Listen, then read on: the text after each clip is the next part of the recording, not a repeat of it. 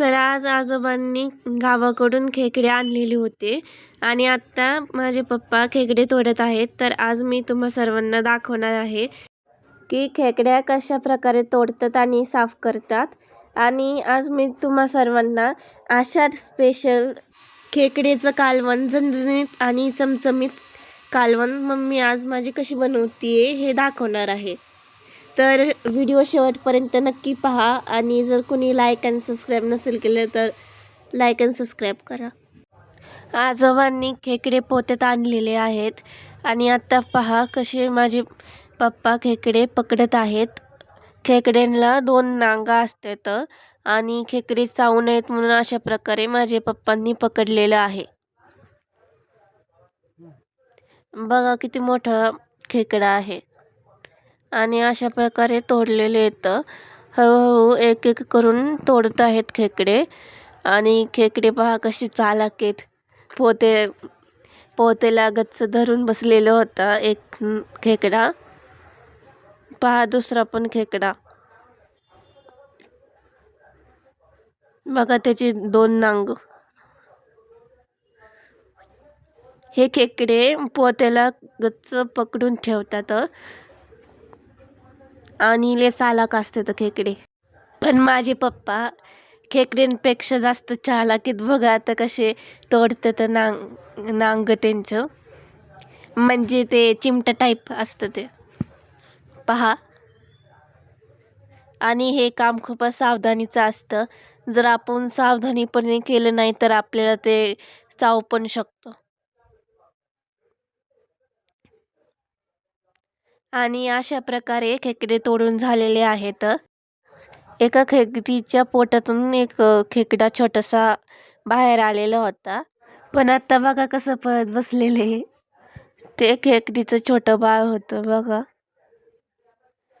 त्यानंतर किचनमध्ये माझ्या मम्मीनी वाटण तयार केलेलं होतं आणि त्यानंतरून टोपामध्ये तेल ओतलेलं थोडंसं.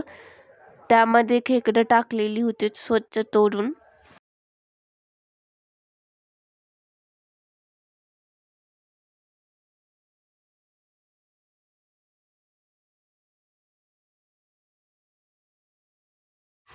आणि इथं खेकडे स्वच्छ करून ठेवलेले येतं पहा.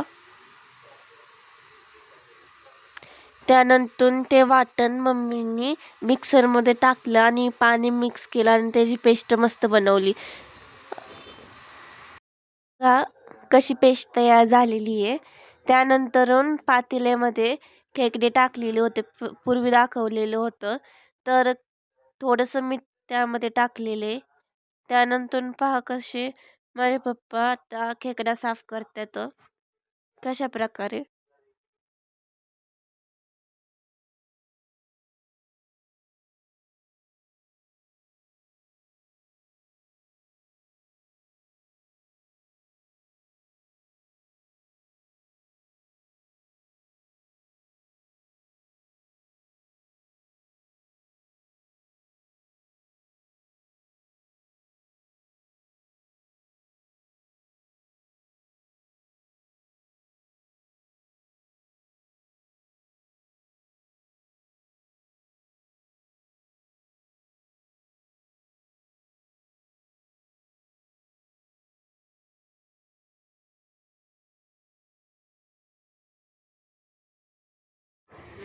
त्यानंतर थोडं अजून मीठ टाकलं त्यामध्ये.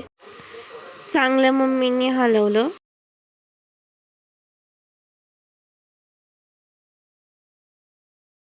त्यानंतर हळद टाकली. 2-3 चमचे हळद टाकले आणि चांगलं हलवलं. आणि मग थोड्या वेळानंतर परत तिखट टाकलं.